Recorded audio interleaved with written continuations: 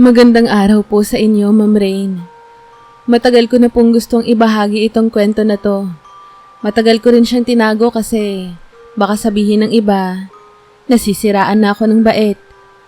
Pero ngayong medyo mas buo na ang loob ko, naisip kong isulat ito at ipadala sa inyo. Baka kasi may mga taong tulad ko.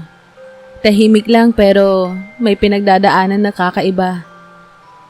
Ako nga po pala si Mika, 26 years old, call center agent sa Ortigas. Mahigit 2 taon na akong nagtatrabaho sa BPO. Pero noong nakaraang taon lang ako lumipat sa isang lumang apartment sa Quezon City. Sa may bandang Roosevelt.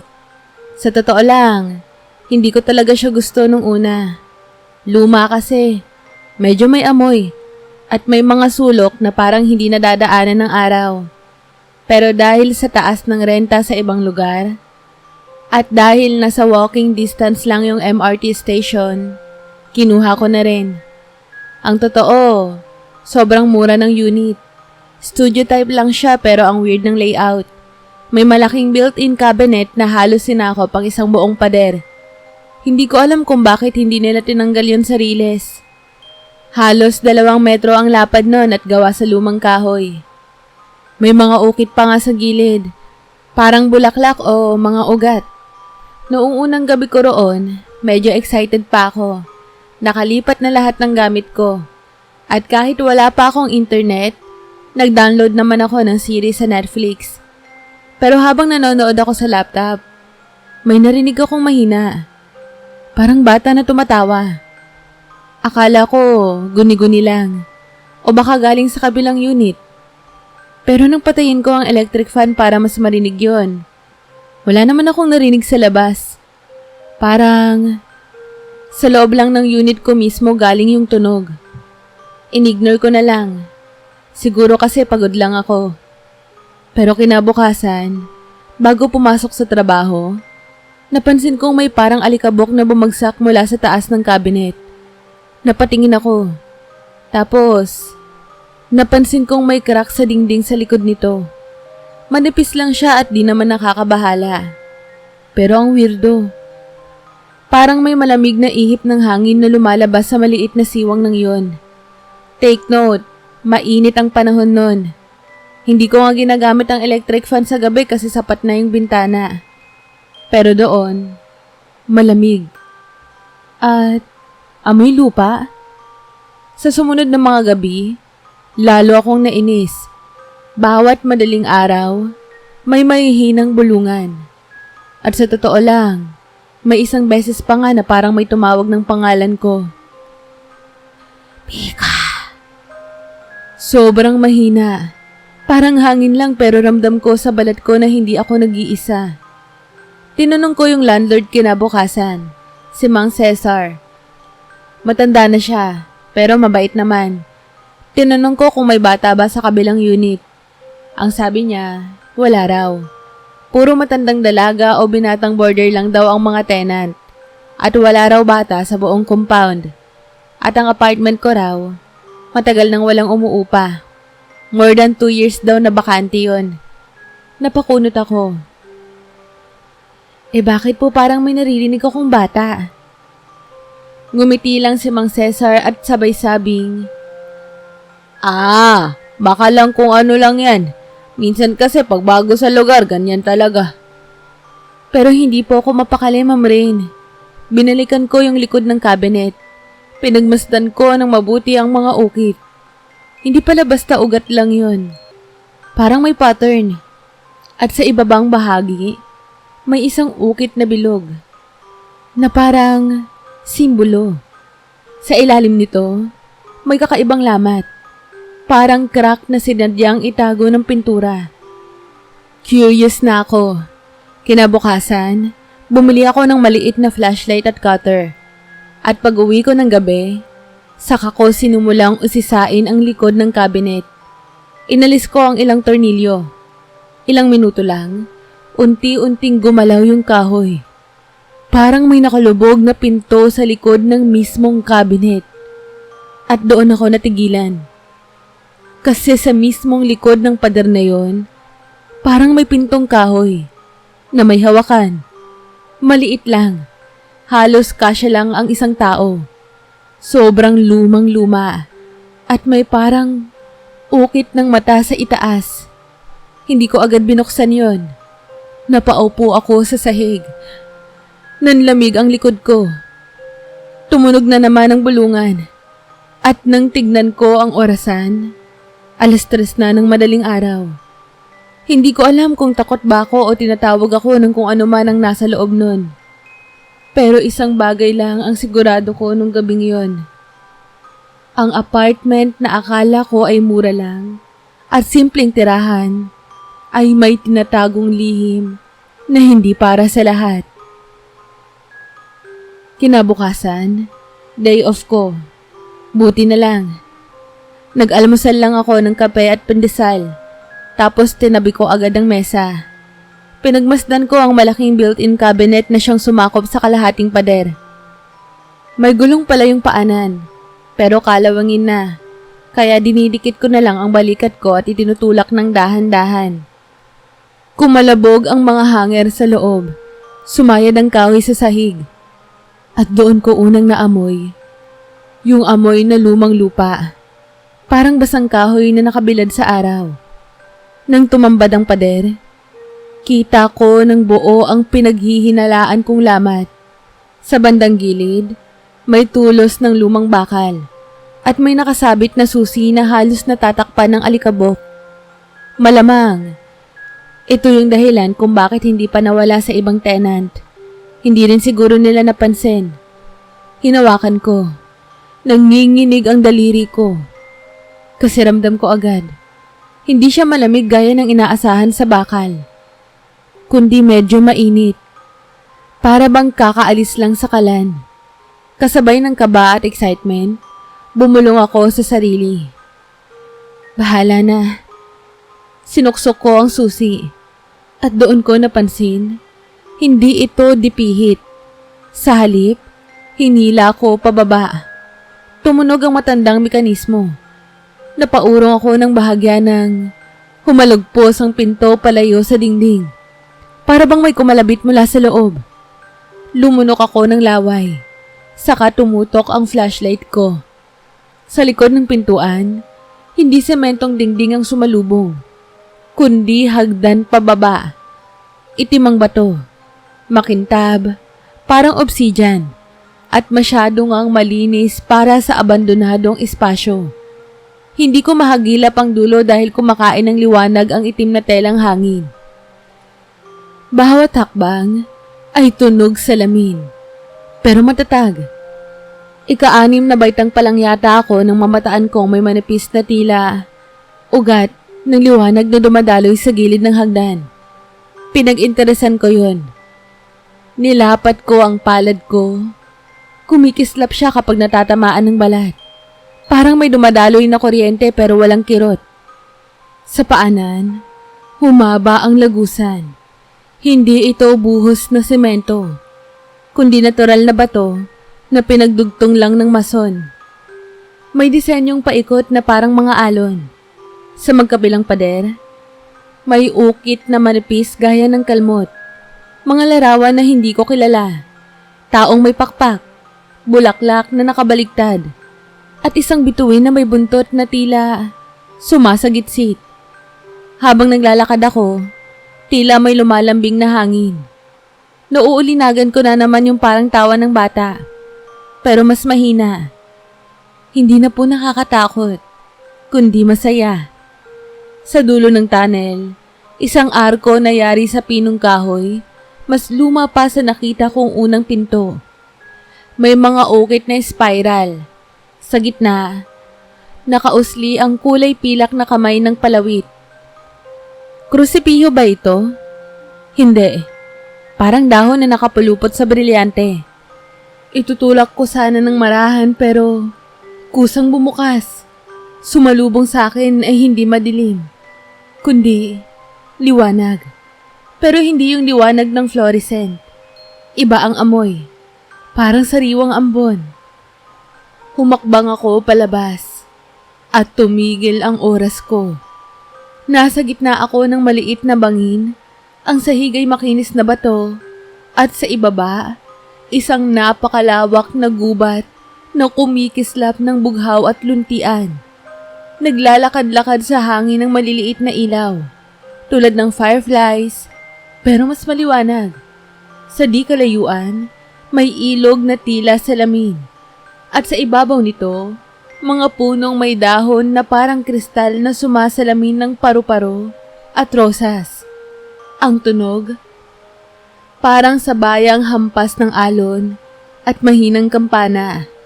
Nakakalango, nakakayakag. Hindi ko mapigilang mapangiti. Nabigla ako sa sarili ko. Kasi sa halip na matakot, napaluha ako. Para bang familiar ang lahat. Tara na. Bulong ng tinig na parang hangin. Napalingon ako sa kanan. May maliit na nilalang na halos kasinlaki ng palad ng bata. May manipis na pakpak na gaya ng matandang basang dahon. Kumikislap siya ng asul at ginto habang lumilipad paikot sa akin. Para bang sinusuri ako. Sa tabi ng puno, lumabas ang isang matandang babae. O Diwata, mahaba ang buhok niyang kulay pilak. Nakasuot ng balabal na yari sa dahong parang seda. Nakangiti siya. Sa wakas, nakabalik na rin ang bata ng dalawang mundo. Sabi niya sa wikang, hindi ko alam kung Tagalog ba o iba pero naintindihan ko. Kumakabog ang dibdib ko. Ano pong nakabalik? Bago pa man ako makapagtanong, tinapik ng Diwata ang lupa gamit ang dulo ng tungkod niya, nayari sa puting kahoy. Umangat mula roon ang bakas ng liwanag na tumakbo hanggang sa paanan ko. Sa pagitan ng sikat ng araw, o anuman yung liwanag nila rito, at lamig ng hangin, naramdaman kong parang may nag-click sa isip ko. Parang biglang kumpleto ang isang puzzle. Flashback, tulad ng biglaan. Ako noon, 7 taong gulang, naglalakad sa likod bahay ng lola ko sa probinsya. May nakita akong punso. Akala ko noon, nag-iisa lang ako na naglalaro. Pero bakit sa gunita ako ngayon? May kasama akong taong maliit. May tangang ilaw at pinapangiti ako. Hindi pala ako nag-iisa. Iniabot ng Diwata ang kamay na kumikinang.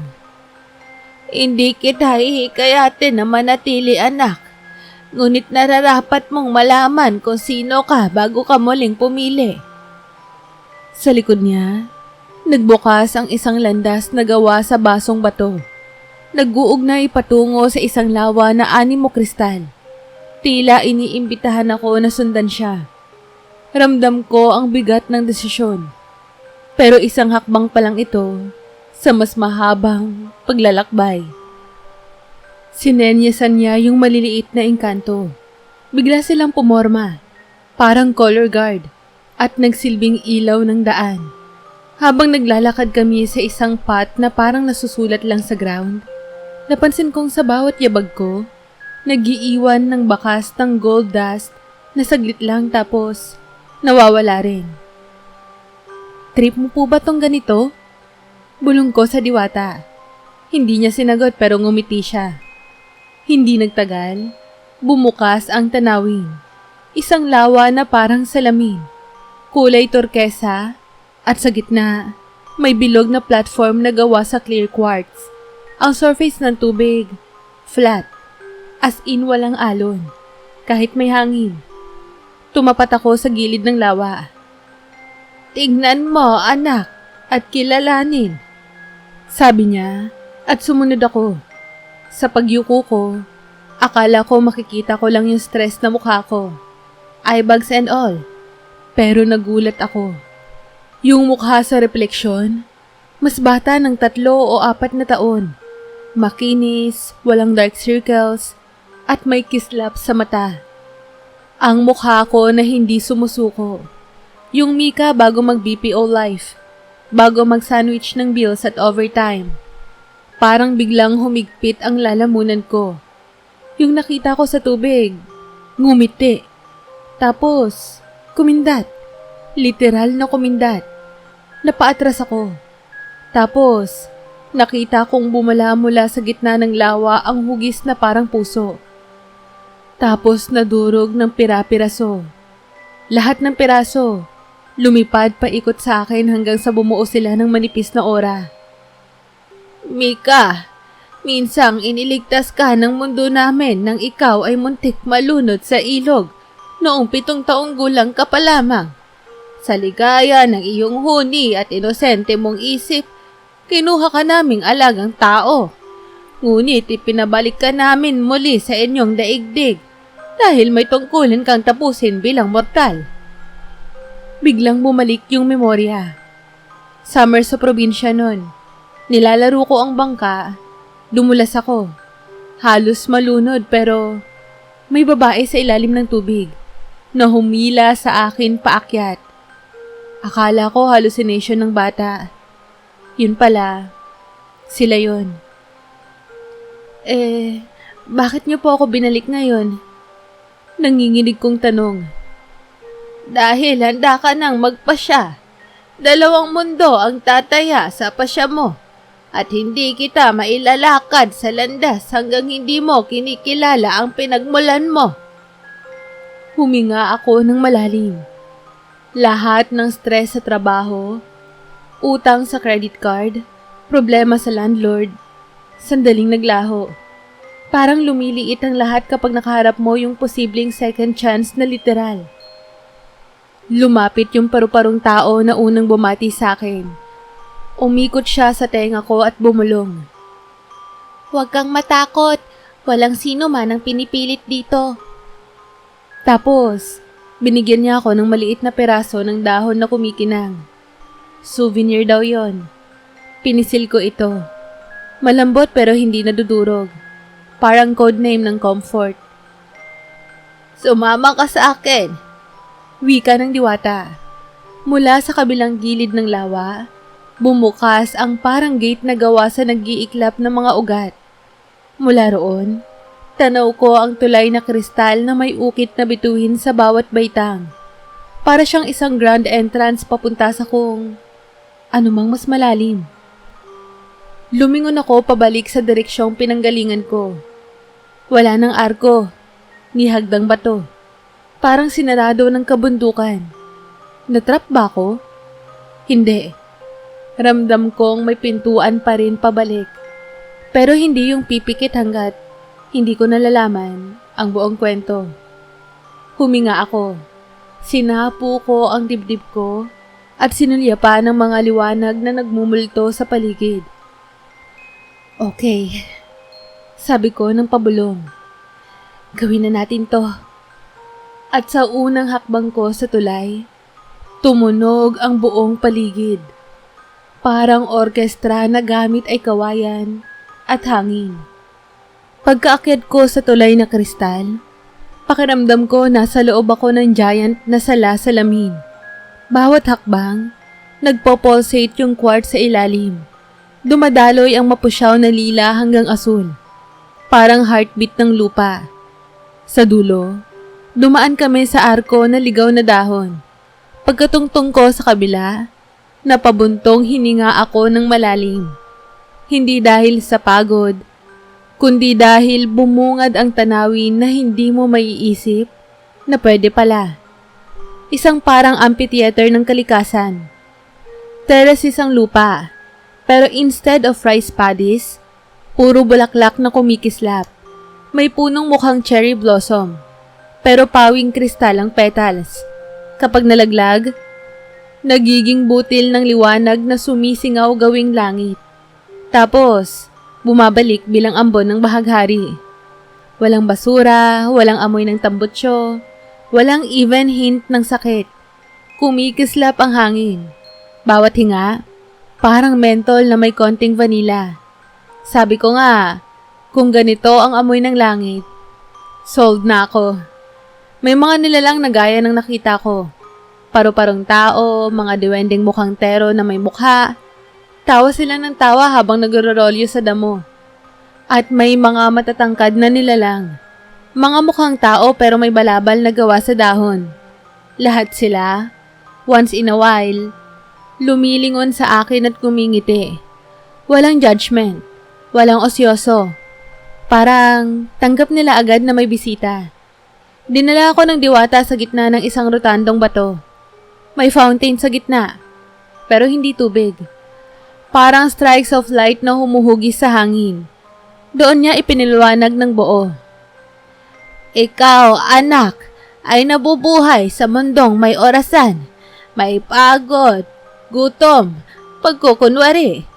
Dito, walang ganoong gapos, ngunit bawat biyaya ay may kabayaran, manatili at hindi na babalik, o umalis at pangalagaan ng lihim. Literal yun. If I stay, permanent resident na ako rito.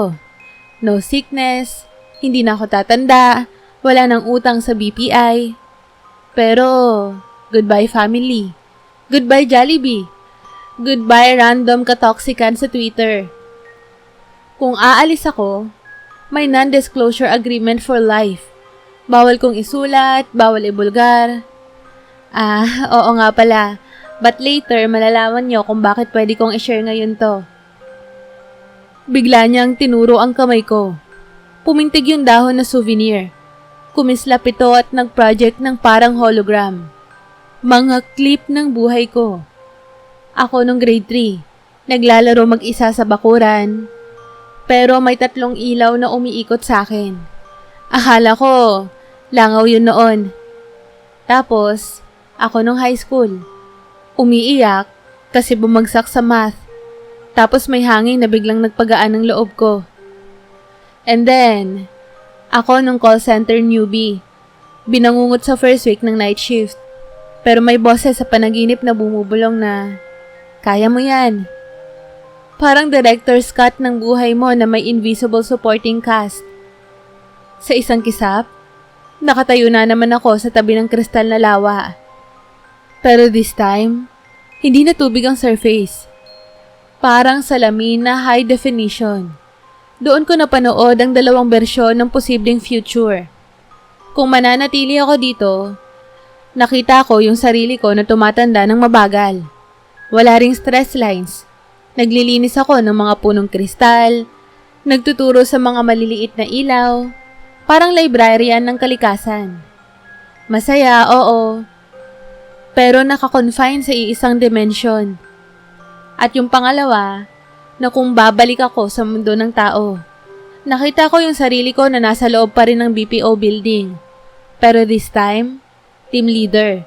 May hawak na training session, confident at mas buhay. Sa susunod na slide, nakaupo ako sa mesa ng maliit na apartment ko. May sinasabit na necklace na kristal sa muebles at tumatanggap ng thank you call galing sa charity na tinutulungan ko raw. Medyo cinematic pero ramdam kong realistic tong second timeline kasi may eyebags pa rin ako. Pero kasama na ron yung pamilya ko, kaibigan, at mga katrabaho. Bago ako makasagot, may lumabas na kahon mula sa ilaw.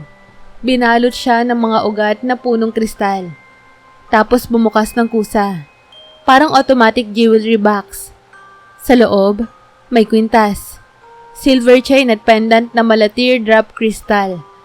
May maliit na spiral sa loob. Ito ang tali mo sa amin. Habang sumisiklab yan, ikaw ay naaalala at kami ay nasa tabi mo.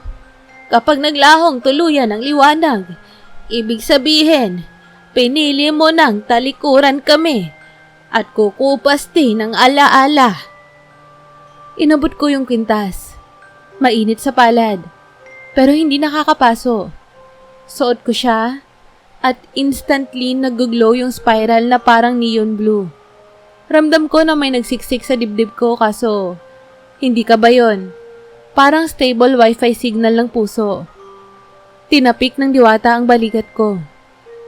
Naiintindihan mo na ba? Tumingin ako sa paligid. Mga puno na kumakanta ng hangin. Damo na parang fiber optic lamp. Maliliit na nilalang na naglalaro. Sino ba naman ang hindi maiengganyo? Pero sabay rin na nag-flash sa isip ko yung nanay kong sumasakit ang tuhod, pero tumatawa pa rin kapag nakakatanggap ako ng pasalubong. Yung kapatid kong kolektor ng K-pop albums, na hinihiraman pa rin ako ng pang-shipping. And yes, kahit yung amoy ng iniinit na siomay sa pantry namin. Gusto ko to, pero mas gusto kong maging buo sa dalawang mundo. At sa ngayon, may misyon pa ako sa mundo ng tao. Sabi ko, hindi ako sigurado kung tama yung wording. Basta yun ang lumabas. Ngumiti yung diwata. Marahang ngiti na mukhang proud. Itinaas niya ang tungkod niya. Lumabas mula sa lupa ang bilog ng liwanag na gumuhit sa paanan ko. Parang sinisil yung desisyon. Sa tuktok ng tungkod, sumindi ang malabituing punto. Mika, anak ng dalawang mundo, malaya kang bumalik. Dalhin mo ang diwa ng lugar na ito sa bawat hininga. Ialala sa iyo ng kwintas ang pangako. Ingatan ang lihim at ituloy ang layunin. Kapag natupad mo ang misyon, ikaw mismo ang magsasara ng pinto o muling magbubukas ayon sa bagong pasya. Kumislap yung pendant ko. Isang malakas na pagsabog sa paligid ang alon ng liwanag. Parang camera flash na silent. Nang tumingala ako, nakatayo na ako sa ilalim ng arko kung saan ako unang dumaan. Sa likod ko, nagko-collapse na at lumulubog sa kristal na lupa ang tulay. Sa harapan ko, bumabalik ang hagdan na bato, paakyat patungo sa maliit na pinto. Hindi na ako nagdalawang isip. Yumuko ako sa diwata. Huli ko na siyang makikitang buo. At nagpasalamat. Narinig ko pa ang huling bulong ng paru-parong tao. Hanggang sa muli, Ate Mika. Pagkasampa ko sa hagdan, napatingin ako sa kwintas. Steady pa rin ang glow. Umakyat ako, at sa bawat hakbang, medyo nanghihinayang pero mas nangingibabaw yung sense of purpose. Alam kong hindi ako umalis para takbuhan sila, kundi para tuparin yung part ko. Paglabas ko sa maliit na pintuan, dali-dali ko itong isinara. Sabay ikinandado yung susi. Akala ko magigiba yung pader ulit, pero nanahimik lang yon. Nilagay ko pabalik ang malaking cabinet. Mas magaan na siya. Parang kusang tumutulong ang hangin. At nang maisara ko na ng buo, saka ko lang natuklasan na 3:00 pa rin ng madaling araw. Para bang isang iglap lang akong nawala. Kahit napakadami ko nang naranasan. Humiga akong hindi nagsisiesta. Nakatingala lang. Wala yung dating boses ng bata. Tahimik. Pero sa dibdib ko, mainit ang pendant. Isinara ko ang mata ko, at sa likod ng takip talukap, tanaw ko pa rin ang kristal na bulaklak at ang fountain ng liwanag. Hindi ko kaagad alam kung ano ang misyon ko, pero alam kong may kinalaman siya sa pagiging tao na walang sakit, walang damit ng kasinungalingan. Siguro, magsisimula ako sa simpleng maging mabuti sa bawat caller ko sa graveyard shift. Isang hakbang lang muna. Mula ng gabing maisara ko ang maliit na pintuan, parang nag-reset ang buhay ko pero hindi na sa dating linya ng pagod. May bagong rhythm na hindi ko maipaliwanag. Kinabukasan, pumasok ako sa shift na parang first day ko ulit. Nakangiti ako habang sumasagot ng tawag kahit may nagsisisigaw na customer sa kabilang linya. Ang pendant, banayad lang ang glow, pero sapat para maramdaman kong may nakikinig sa bawat, "Hello, good morning. This is Mika. How can I help you today?" Pagkaraan ng 2 linggo, tinawag ako ng bisor. Akala ko may atraso ako. Yun pala, may surprise calibration awards. Mataas daw empathy ko sa callers, kaya ipi-fast track ako sa training team. Hindi ko inambisyon yon. Nangyari na lang. Naalala ko tuloy ang sinabi ng diwata. Dalhin mo ang diwa ng lugar na ito sa bawat hininga. Siguro, ito na yon. Yung simpleng makinig ng tunay. Kahit estranghero lang sa headset. 1 buwan pa ang nakalipas at naka-roster na ako bilang interim trainer. Mas nakakapagod gawing araw-araw yung night shift tapos lecture sa mga newbie. Pero kakaiba ang sigla ko. Tuwing break, nauupo ako sa rooftop. Hinahawi yung kwintas at pinababayaan lang na masinagan ng buwan. Minsan umiilaw siya ng mas maliwanag. Parang may pumapalakpak mula sa kabilang dako. Minsan naman, halos patay. Lalo na pag nagrarant ako tungkol sa toxic na TL sa pantry.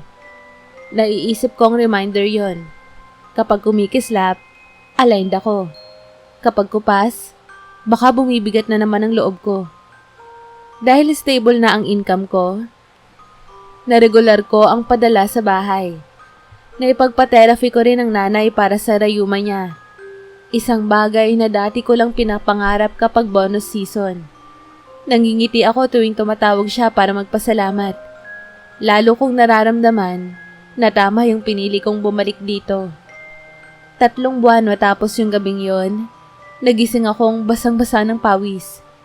Ibang klaseng panaginip. Nasa loob daw ako ng engkantong gubat. Hawak yung fountain ng ilaw. Pero nag-iiba ang kulay. Mula kristal na puti, naging matingkad na pula. Sa panaginip, lumapit sa akin yung paru-parong tao at bumulong. "Huwag matakot! Lumilipat lang tayo ng yugto." Pagdilat ko, kulay asul pa rin ang spiral sa pendant. Pero simula noon, nagkaroon ako ng urge gumawa ng higit sa trabaho. Sinimulan ko ang isang maliit na Friday feeding program sa footbridge malapit sa EDSA. Hindi kalakihan, kape, lugaw, simpleng kumot. Pero habang namimigay ako, ramdam ko yung kaparehong kislap sa pendant. Minsan umiinit pa siya sa pagitan ng dibdib ko. Parang nagsasabi na tama ang ginagawa ko. Nakita ko ring gumagaan ang loob ng mga kasamang volunteer. Yung ibang call center din, na dating kabatch ko, nagpupuyat na para lang sumama. Hindi ko naman sila pinilit, nadala lang daw sila ng energy ko. Siguro, yun ang mission ko. Hindi grande na propesiya, kundi simpleng paglipat ng liwanag mula sa hindi nakikitang mundo, papunta sa abot kamay. Isang gabi, bandang 3:00 din, nag-overheat bigla ang light bulb sa kwarto at pundi. Habang kumakapa ako ng kapalit, napalingon ako sa cabinet. Nasa likod pa rin ng pader. Pero may napakabanayad na himig. Parang lullaby na inaawit ng hangin. Hindi ako natakot. Sa halip, tahimik akong nagpasalamat. Hinipo ko ang kahoy na pinto na nakatago. Dinampi ko ang noo ko roon at bumulong. Ayos na ako. Salamat sa pasabi. Saka humupa ang awit. Lumipas pa ang 6 na buwan at opisyal akong na-promote bilang training supervisor. Kasabay nun, na-clear ko halos lahat ng personal loan ko. Nagpa-renovate ako ng konti sa apartment. Pinunturahan, nilagyan ng desenteng ilaw, pero hindi ko ginalaw ang cabinet. Sinadya ko yon. Parang altar ko na yon sa lihim na pinangangalagaan. Dito na pumapasok kung bakit ko isinusulat ang liham na to. Bago mag-New Year, bahagyang humina ang glow ng pendant at pumitik ng 3 beses. Naramdaman kong tinatawag akong muli, pero hindi para bumalik, kundi para magkwento. Nabuo sa isip ko na ibahagi itong kwento ko sa inyo. Sabi nga sa kasunduan, hindi ko pwedeng ibulgar ng lubos. Pero pwede kong ipaabot ang diwa na may mga pinto na nagbubukas kapag hinahayaan nating kumislap ang kabutihan sa loob natin. At may mga mundong sumusuporta kung sincero kang tumulong. Kaya kung nakikinig ka ngayon, oo, ikaw na baka pagod at feeling stuck. Baka hindi mo kailangang makapasok sa secret room para maranasan ng mahika. Baka sapat na ang isang mahinahong salita, isang pakikinig, o isang tasa ng lugaw sa tag-ulan. Kasi sa bawat ganon, parang maliit na firefly na idinadagdag mo sa gubat ng mga engkanto. At kung sakali mang minsan kang mabigo, hawakan mo lang anuman ang pendant ng buhay mo. Paniniwala man yan, dasal, o pagmamahal sa pamilya. At magugulat ka, may kislap pala roon na nagsimula pa noong una kang matutong mangarap. Sa ngayon, steady ng kulay asul pilak ang spiral ko. Hindi ko alam kung darating yung araw na kakailanganin kong muling buksan ang pinto at magpasya ulit. Pero sigurado ako, kung mangyari man yon, mas buo na ang loob ko. Hanggang doon, patuloy akong magtatrabaho, magtitrain, magpapakain, at maghahanap ng paraan para magdagdag ng liwanag. At sana, sa simpleng pakikinig mo sa kwentong ito, may naipasa na akong maliit na piraso ng engkanto at hiwaga sa buhay mo. Kamusta po kayo?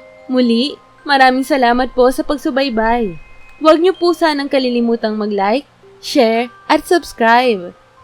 Hello po sa lahat ng subscribers ko at mga sumusuporta sa akin.